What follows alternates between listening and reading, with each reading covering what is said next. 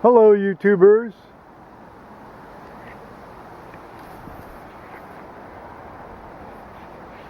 Joe Kersey here. Sunday, October 20th, 2013, about 12:30 in the afternoon Eastern Time, and I got cobwebs. I'm eagerly awaiting the arrival of my son and grandson and daughter-in-law here. They're going to come up here probably in another hour and a half, and spend a couple 3 hours here, I guess, and that'll be fun. I haven't seen my daughter-in-law since, as near as I can figure out from the calendar, March 17th, which was a Sunday here this year. She's very tied up. She teaches yoga and stuff on Sunday a lot of times. So I don't know. She may have to run off and teach a class here after she stops up. But that she seems, well, obviously she likes doing it, or she wouldn't do it, I guess. So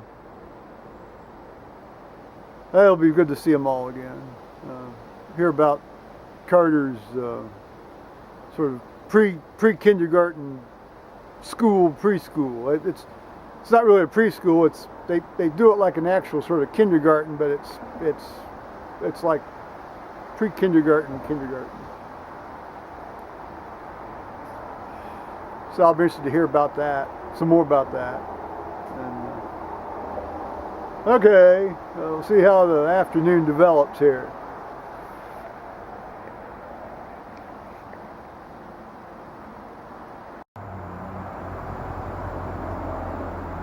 Wow. You gotta love fall. You absolutely gotta love fall. Go AB.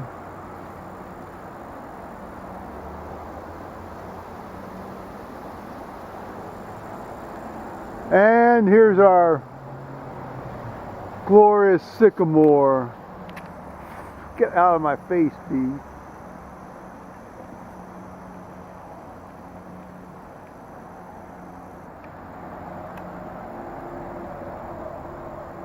You know, later on in the fall, when we get some of these gray skies, all of the white trunks will be outlined, you know, with the leaves off, will be outlined against the gray sky, and it'll be magnificent. Go AB.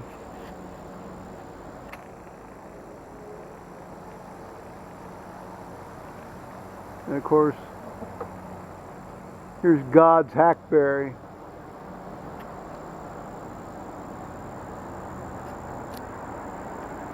I'm still waiting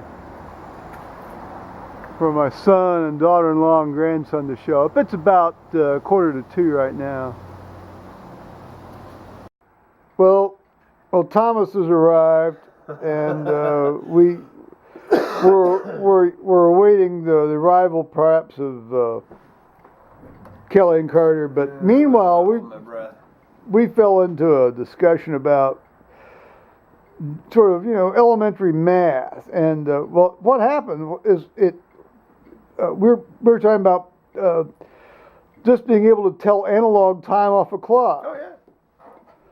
Thomas will recount that. Well, I was talking about my students who have to look at the analog clock, and you watch them counting by fives on their fingers to tell the time on an analog clock, which is good that they can do that. But I was commenting that I was very, very late in learning my multiplication tables. And I said I wish I had known that. And it hurt me tremendously because so much of what you learn later on gets based on your multiplication tables, and if you just don't know it, and it's not fun, but you just got to know them. But it's not hard either. Well, it's not hard if you put time into it. But Well, if you never put any time into it. Doesn't take that much time. Well, you'd be surprised at well, that's true. I don't appreciate how hard it is for some folks. But, yeah, and so that hurt me. And it was a long, long time before I kind of conceptually caught up on a lot of that stuff that just by knowing your times tables helps you figure out. So yeah, that's a big deal. Learn your times tables, kids. Learn them early. Well, and of Up course, through 12. and of course, this gets me to, the 10% solution that I was playing around with the other day. 10%. Well, 10%. Let's say, to avoid embarrassment to the chief actor in this, I'll say I received a line of argument from an individual that I respect, and he was talking about 3% of 15,000. Oh. A simple error, I'm sure. No, 3% of 15,000. Now he said the 3% of 15,000 was 1,500. Now this is just not the case, is it? And I was perhaps being a bit unkind, shot him back an email and said, 3% of 15,000 is 450. And then, to address his argument, I then sent a second email immediately after the first saying, but that makes your initial argument more compelling. So then I copied all this stuff off and sent it to Thomas. And he replies with a certain amount of material implying that liberal arts majors don't know how to do math. Well, it's true. I was a liberal arts major, by the way. Well, so was I. I majored in history. I took Math 116, college mathematics, and that's as a history major, that's all I was required to take. No, well, right. I took a little statistics. Yeah. Well, your statistics stuff was fairly sophisticated, I thought. That's probably I got a C plus. Well, I would have had trouble with that actually. Well, especially since the guy was Chinese, I couldn't understand. And then I took a logic class, which was cool. I liked the logic course. Yeah. But overrated, yeah. Well, it was a symbolic. I understand. But having said that, had I been prepared better in elementary school and high school, I would have been a far more math-ready kind of guy. No, your elementary school. God bless them for keeping you out of the Columbus public schools, but your elementary school stunk, quite frankly. And some of those teachers are still there. Yeah, well, that's a particularly bad school, I think. Yeah, they didn't do a very good job. Yeah. I had about 3 good teachers in that entire school. Yeah.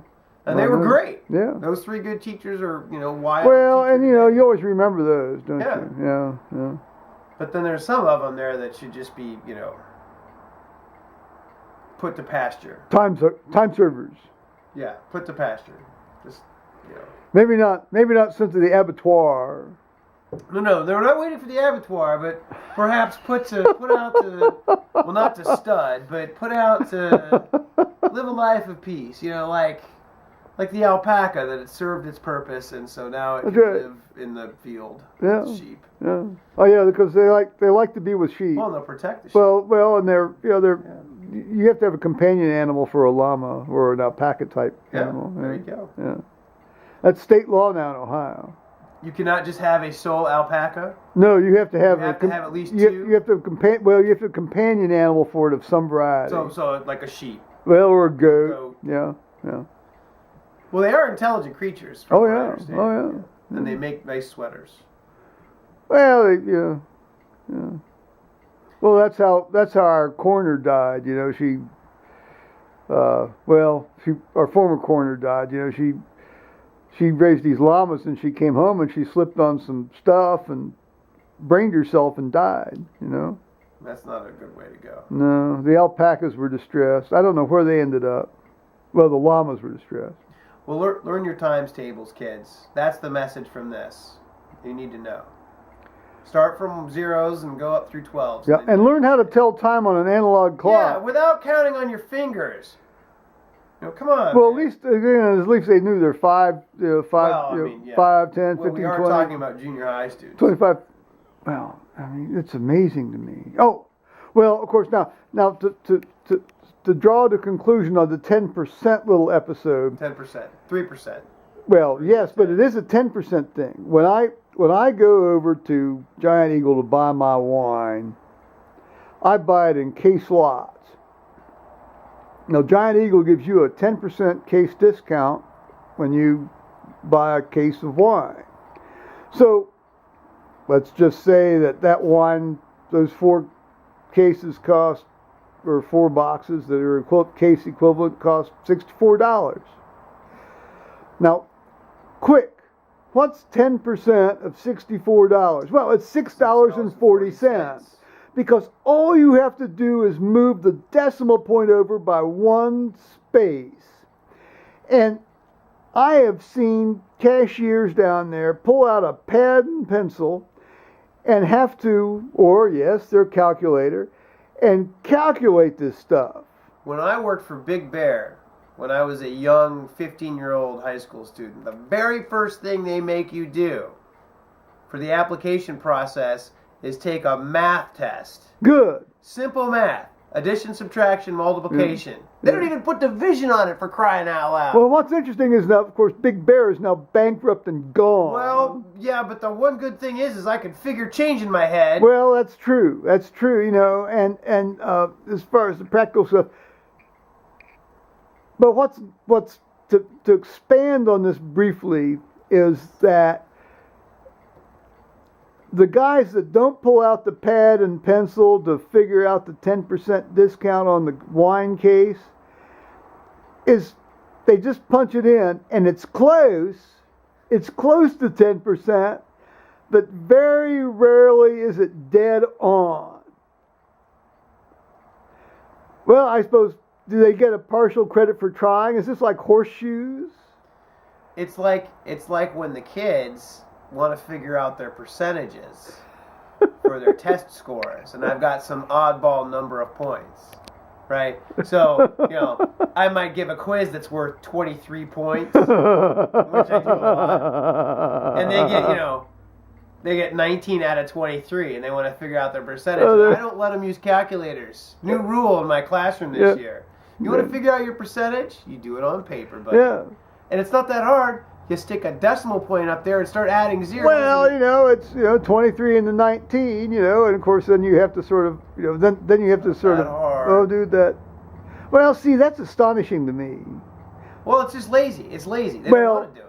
Yes, there's it's lazy. Tremendous amount of intellectual laziness. It's not that they can't do it, because no, they're not stupid. I mean, I'm going to tell you, anybody can run one of these damn machines. It's super lazy. You know, they're not stupid. I have a buddy that teaches algebra in the prison, in the juvenile detention center here in town. And he's got kids that can pass the algebra test for high school, but not without a calculator. The minute you want them to do straight multiplication, division, addition, subtraction, they battle with it and can't do it. They can't do subtraction with borrowing because they're so used to having a calculator to do it. I wonder, is that because they've never had to make change on a cocaine transaction? I imagine most crack transactions are whole dollar amounts. In round number amounts. Probably yes. in fives and tens, as a matter of fact. I doubt there's a whole lot of like $13 bags of crack out there. Well, or like $13.49. We got a deal today. Some guy slips them a 10 and a 5. And today, $8.99. You've got to give them the $1.51 and change back. Yeah, I don't imagine there's a lot of change happening. If I became a drug dealer, I think I would deliberately price everything out at like $9.99 or $10.99 because I think that you should be making change. The penny would come back in vogue. Drug dealers would carry bags of pennies around so that you could make and they could use it as a weapon. There you go. That's right. Yeah. It's like, instead of being hit with a sock full of quarters, you can be hit with a bag full of pennies. Full of pennies. Yeah, a bag full of pennies. I love it. Well, and on that note, we'll go away for a while here. Oh, there's Daisy. Hi, Daisy Doo. That's Thomas's dog. Daisy Doo. Oh, it's the sweet Daisy dog. Oh, she just woke up from a nap. She was taking a nap in the sun there by the front door. We have a little sun nap. Yeah. Where's a good girl? She had a sun nap. Daisy nailed a rabbit the other day in Thomas's backyard. Yeah, we killed a poor rabbit. That'll teach them to try to come into our backyard. Here, Daisy, let's give you a little cookie. Oh, a cookie for Daisy. A little treat. A cookie for Daisy. Here, paw. Oh, other paw. Good job. Oh. We're gonna go under the table. Always good. Always a good treat spot. Yes, always good. Maintain control of the treat. Oh.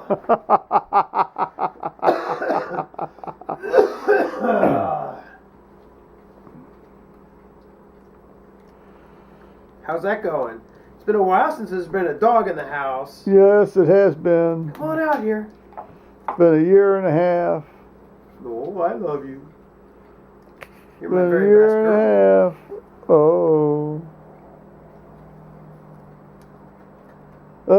Oh, that's what I show you guys a close up of her behind here. We'll just gotta try one more. I'll try the door under here.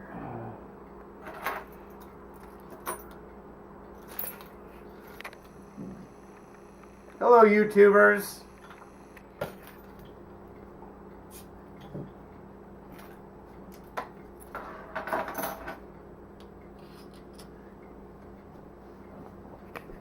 There goes Daisy. She's thinking about going outside to patrol.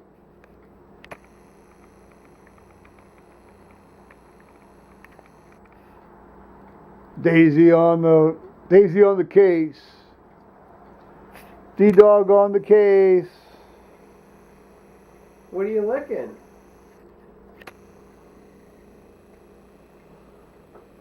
I imagine without any dogs here for a while, there's all kinds of good stuff that might be sitting on the floor. And although it looks like somebody's vacuumed recently.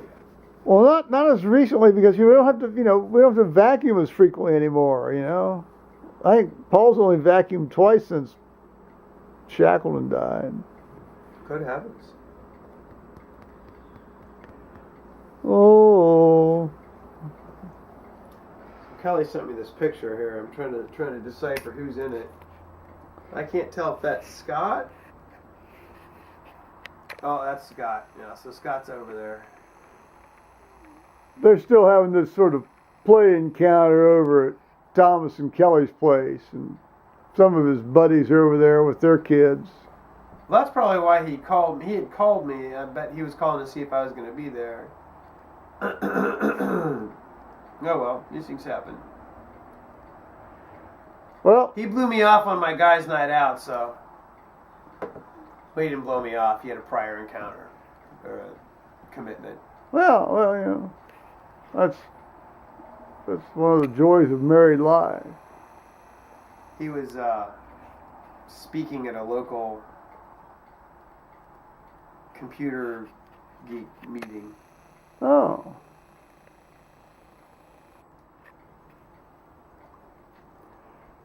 Daisy's hiding under the table here. Come on out and be videotaped. Be seen. Oh. Be seen.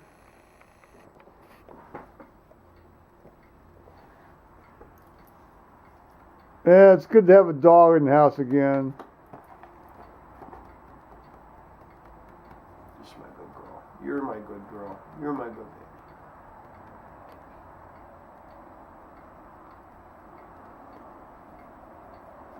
Daisy D. Oh, there's a sweetheart. Okay, guys. Thomas is eating a sandwich.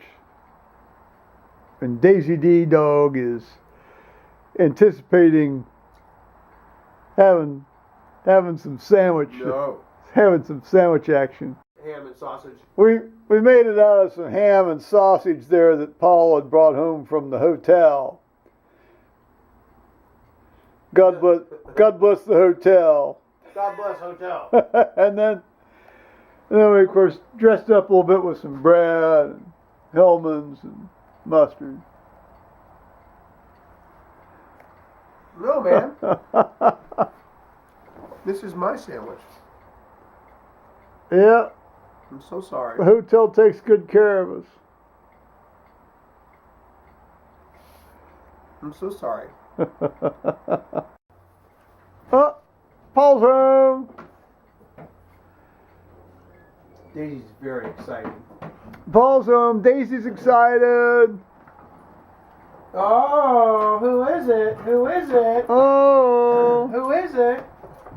Oh. Oh. Back and yes. forth.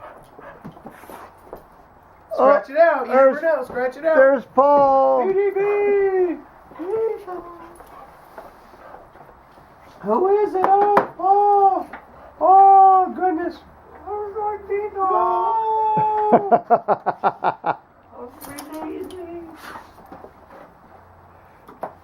what are you doing? Oh, she's getting a toy. Oh, Daisy. Daisy got a toy. Daisy got a toy. Tennis ball. Paul brought home a treasure. Yeah, Paul, man. You know, if We'll have to look if at that. she's bringing you a toy, that's a good thing, man. Oh, Daisy brought Paul a toy. Yes, oh, it's a tennis ball toy. Yeah. Oh, there's Niall a toy. Oh, and tennis ball toy. Good Oh, job, that's Is it stuck in your neat. mouth? Do you even know how to get it out of your mouth now? You want some help? Come on. Come here. Come here. Let me help you get it out. I think it's stuck. Come here. Come here. Does it get stuck? I don't know. I think sometimes she can't open her mouth wide enough to get it out of there. Come on. Oh, or not. Come here. Come on. There we go. There, get out of it. There we go. Oh. Whoa, goodness.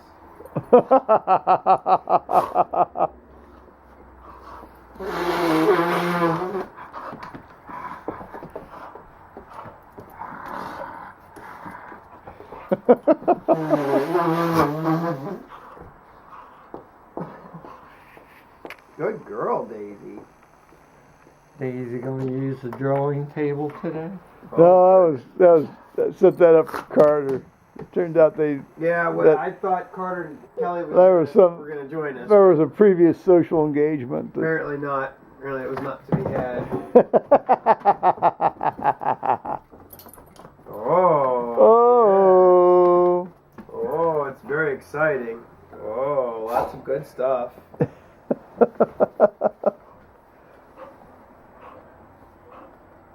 Well, you know she likes you when she brings you a toy. Oh, yes. Well, it's like Hootie always brought me a toy when I come to your place. always. Yeah. Yes, I always get a toy when I come home. Yes. Oh, that's neat. Usually it's the Republican elephant or squirrel toy. Squirrel toy. Squirrel toy. Yes. Oh. Used to be the sugar bar. Tennis ball. Tennis ball. Look at her chomping on it. She's loving it. Is it stuck? No, it can't be stuck. It's halfway out the side of her mouth. Oh, there it goes. Get your toy.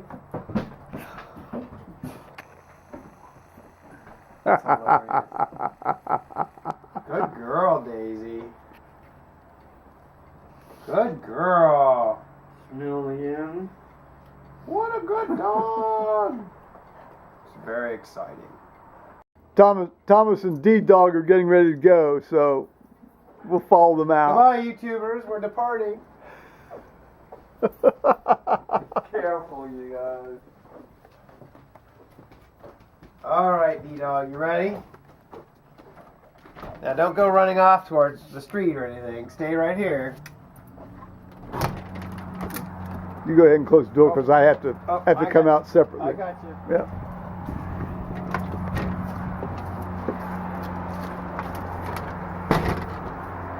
Little body, little body. Go on. There's our. Well, I was going to say our '95 Ford F-150, but I bought that on a trade-in when I traded in my 1986 crew cab dually diesel. and drove it for a number of years, and then I gave it to Thomas here. Needs a bath. Desperately needs a bath. But isn't that a pleasant looking thing? Let's show him the bullet hole, Thomas. Oh yeah, show the patched up bullet hole, man. Where's that hole? Oh, here we are. Right here. It seems that It's been patched. I punched it out a little bit. there was a certain amount of Note the downward angle. a little feu de joie was going on in his neyborhood, and the celebratory fire. yeah, and the downward bullet came through and hit his hit hit the Yeah. These things happen. Well, God bless you, Dad. well, God bless you, I will and yap at you soon. be ever so careful, and Oh, hug indeed. hug Carter and hug Kelly, and sure.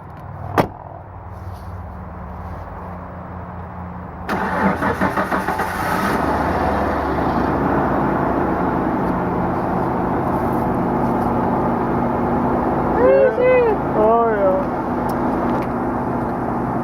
Well, be careful. Bye, YouTubers. God bless y'all.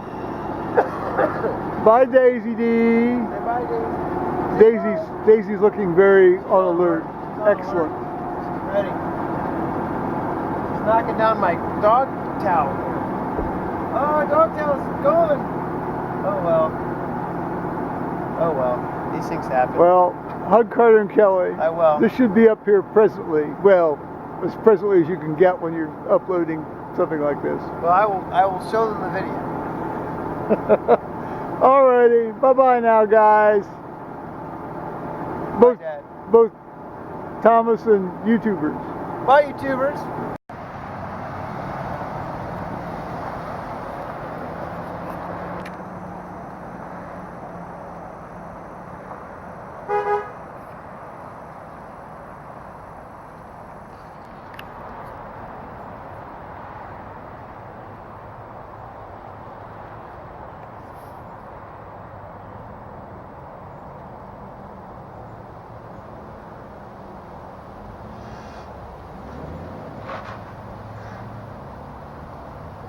And there it is.